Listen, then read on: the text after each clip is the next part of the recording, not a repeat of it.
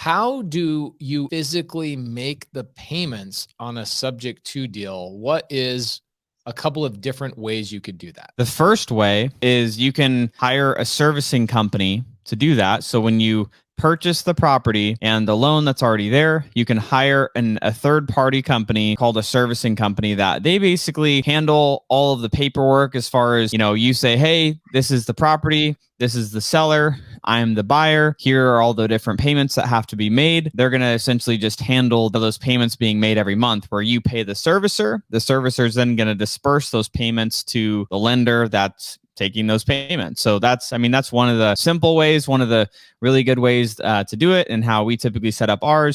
How much does a servicing company typically charge, Cody? Depending on the different things that you're having them do, $10, $15 a month. If they're servicing multiple notes, they could charge a little bit more.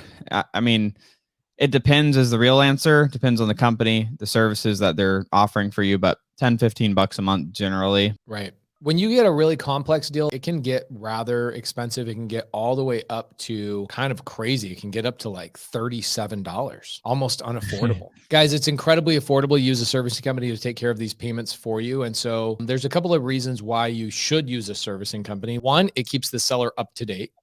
Two, it keeps your records organized. Three, when you go to refinance or you go to seller finance or you go to do something with the property, the servicing company is a really great tool to leverage for all the documentation, all the paperwork, etc. You have benefits of refinancing. Here's a really great one. If you buy a property subject to, and you are servicing it, and then you sell that on a lease option and you service the lease option as well with the servicing company, your lease option tenant actually can refinance that property, not have to go and do an initial purchase.